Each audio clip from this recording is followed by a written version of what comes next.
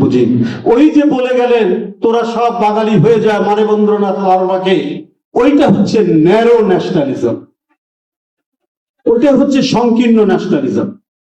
এই কারণে তার ডেমোক্রেসির প্রতি যে আন্তরিকতা, কমিটমেন্ট, এই ডেমোক্রেসির প্রতি কমিটমেন্ট ছিল না আওয়ামী লীগের, আজও পর্যন্ত নেই। ওরা বাকশাল করেছে, খবরের কাগজ বন্ধ করেছে, রাজনৈতিক দল বন্ধ করেছে, কথা বলার অধিকার বন্ধ করেছে, এবং সেই গুমের সংস্কৃতির চর্চা তারা করেছে ৭২-এর পর থেকে, এবং ২৪শে জুলাই পর্যন্ত যখনই ক্ষমতা এসছে তখনই তারা এই ঘৃণ্য, এই একদলীয় শাসন, এই সংকীর্ণ ফ্যাসিবাদ তারা কায়েম করেছে। কারণ তাদের মধ্যে গণতন্ত্রের যে একটা হিউম্যানিটেরিয়ান দিক, একটা উদারনৈতিক দিক, একটা লিবারেল দিক, এই লিবারেল দিকটা তারা কখনোই রপ্ত করেনি বলে তাদের ন্যাশনালিজমটা আজকে সমাদৃত নয়। এই জাতীয়তাবাদের আবার দুটো দিক আছে, একটা হচ্ছে ডগমেটিক, আরেকটা হচ্ছে ওপেন। একটা হচ্ছে ডগমা ন্যাশনালিজম, আরেকটা হচ্ছে ওপেন ন্যাশনালিজম। ডগমেটিক, এটা রবীন্দ্রনাথ এটা খুব ক্রিটিসাইজ করেছেন। এবং ওয়েস্টার্ন ন্যাশনালিজম, আমি আপনাদের বলে রাখি, জাতীয়তাবাদ শব্দটাও কিন্তু আমরা ইউরোপ থেকে পেয়েছি।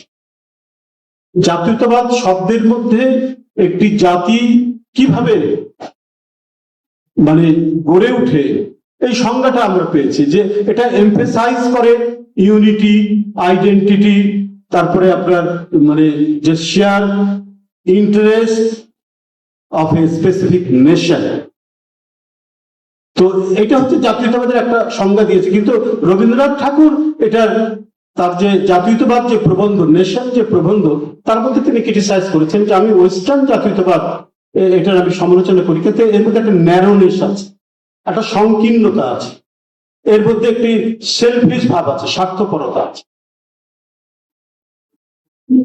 আবার ওপেন ন্যাশনালিজম, যে আমি আমারটা নিয়ে অহংকার করি, কিন্তু অন্য জাতির তার যে নিজস্ব অহংকার সেটাকে রেসপেক্ট করি, এটা হচ্ছে ওপেন ন্যাশনালিজম।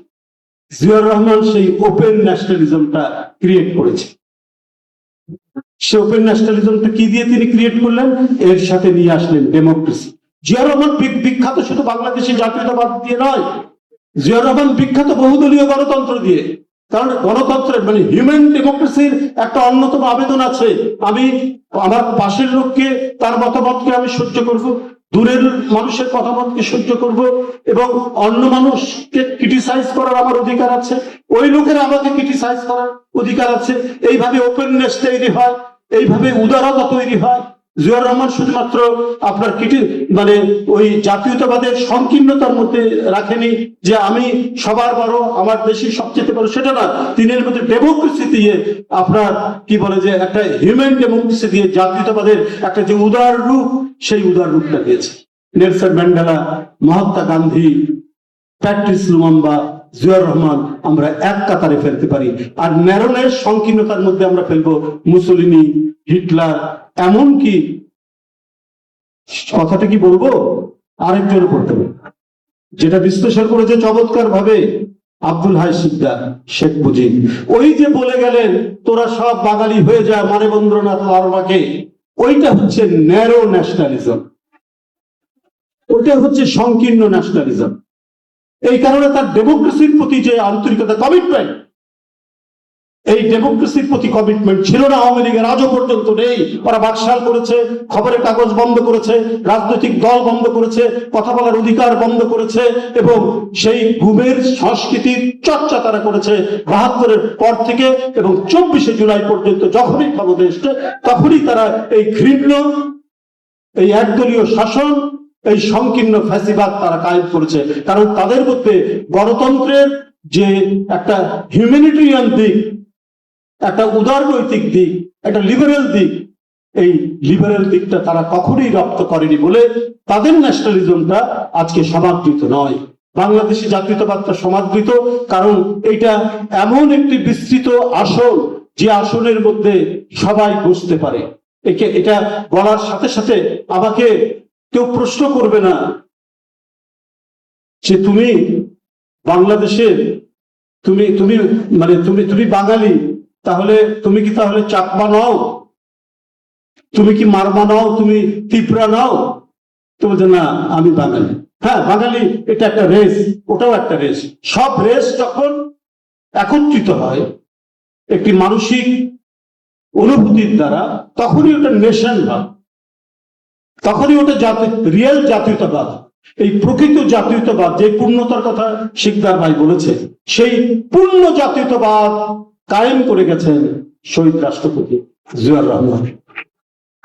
এটাই তার কৃতিত্ব।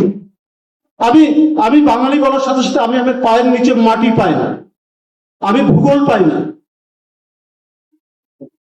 আমি মানে কোথায় দাঁড়িয়েছে, আমার মানচিত্র কি, আমি আইডেন্টিটি পাইনি। যে আত্মপরিচয়ের কথা লিখেছেন, ওইটা বলার সাথে সাথে আইডেন্টিটি পায় না। পৃথিবীর বহু জায়গায় ছড়িয়ে ছিটিয়ে আছে এবং কোনো দেশের একটা বৃহৎ অঞ্চল মিলেও বাঙালি আছে। তখন কোশ্চেন, আমার আত্মপরিচয়ের আবার আইডেন্টিটিতে যদি প্রশ্ন আসে তুমি কোথাকার বাঙালি, তখন ওটা কমপ্লিট জাতীয়তাবাদ হলো, প্রশ্ন আসবে না। আমি একটা নাম বলার সাথে সাথে আমি আমার আত্মপরিচয়, আমার ভূগোল, আমার মানচিত্র, আমার দেশ প্রত্যেকটাই প্রতিনিধিত্ব করবে। সেটাই বাংলাদেশি জাতীয়তাবাদ বলার সাথে সাথে, এবং সেটা আমাদের দেশের ক্ষুদ্র নৃগোষ্ঠী হোক আর যেই হোক, ওইটা বলার সাথে সাথে মানুষ বুঝে দেবে যে এর মানচিত্র এইটা, এর দেশ কোনটা, এ কোন দেশের অধিবাসী, কোন দেশের নাগরিক। সুতরাং আমার ওই জোর করে একটি সংকীর্ণ জাতীয়তাবাদ চাপিয়ে দিলে পরে যেটা হয়, আপনি জাহাজে যাচ্ছে, সমুদ্রের মাঝখানে ঝড় উঠেছে, আপনার কম্পাস নেই, কোন দিকে চালাতে হবে, মেঘ, তারাও দেখতে পাচ্ছেন, জাহাজটি তখন তারাও দেখতে পাচ্ছে না, কম্পাস নাই, তাহলে গোটা সমুদ্রের মধ্যে ঘুরপাক খাবে এবং সেই জাহাজ ডুবি হওয়ার সম্ভব। কিন্তু কম্পাস থাকলে ওরই মধ্যে সে চালানোর চেষ্টা করবে এবং তীরের দিকে যাওয়ার চেষ্টা করবে, যে কারণ নাবিক তো জানে যে কোন দিকে, ক্যাপ্টেন তো জানে যে কোন দিকে তীর পাওয়া। বাংলাদেশি জাতীয়তাবাদ হচ্ছে সেই কম্পাস, যেখানে আমাকে নির্দিষ্ট একটা ল্যান্ডে পৌঁছানোর গন্তব্য এবং গতি দেয়।